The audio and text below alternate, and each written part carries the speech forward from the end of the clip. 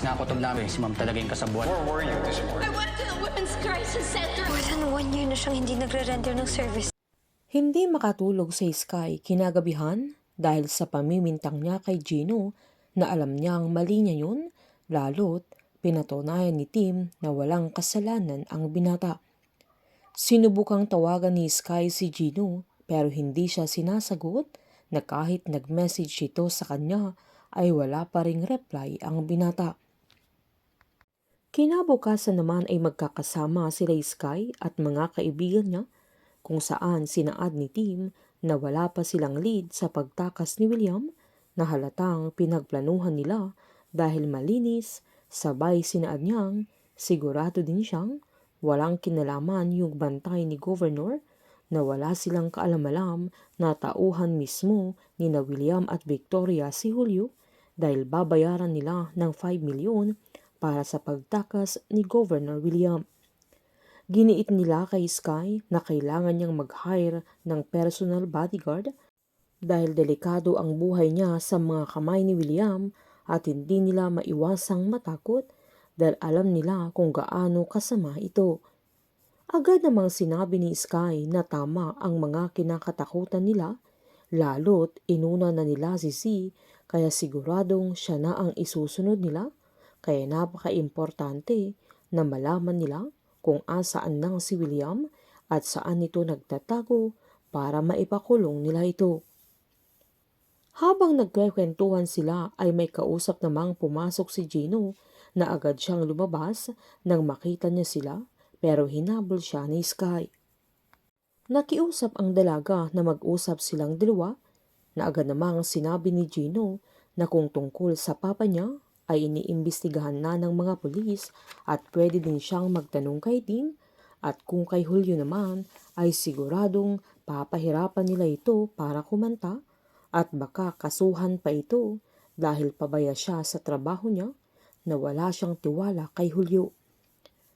Naisip din niya na baka kasabwat din si Cecil sa nangyari pero nanatili ang mama niya sa kondo niya na iyak ng iyak at hindi niya alam kung papaano niya papatunayan kay Sky na hindi siya kasabwat sa pagtakas ng papa niya. Agad namang pinaliwanag ng dalaga na hindi tungkol doon, sabay humingi siya ng sorry dahil pinagbintangan niya si Gino na sa kanya niya na ibuhos yung frustration niya nang malaman niyang nakatakas si William. Sinaan pa ni Sky na alam niyang mali niya ang bagay na yun. Agad namang bumigay si Gino sa panunuyo ni Sky na giniit niyang walang sense na mag-aaway sila at sinaad niyang parehas sila ng pinaglalaban na wala siyang ibang nais kundi maipakulong at mabulok sa bilangguan si William. Nangako naman si Sky na hindi na niya ulit pagdududahan pa ang binata lalo't alam niyang mahirap din ang sitwasyon ni Gino. Giniit naman ng binata na malaya ang papa niya at kaya na niyang gawin kung anong gusto niya. Gumaan ang pakiramdam ni Gino dahil sa paghingi ng tawad ni Sky at dahil mahirap para sa kanya na pinagdududahan siya ng taong pinakamamahal niya, lalo't ginagawa niya ito para sa dalaga. Habang magdududa na si Sky kay Cecil dahil sa binanggit nito sa mga pulis, naggaling siya sa center kaya wala siya kinaumagahan pero nang pupuntahan ni Sky yung center na kinausap niya yung mga madre ay malalaman niyang hindi na pala pumupunta doon si Cecil na mahigit 1 taon na.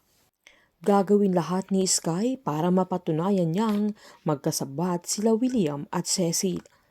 Painit ng painit ang mga tagpo, sabay-sabay po nating subaybayan ang advance episode ng High Street dito po sa aking channel, maging ang susunod na teleserye na pinagbibitahan ni Piolo Pascual na walang iba kundi ang Pamilya Sagrado na mapapanood din po ninyo ang advance episode dito po sa aking channel.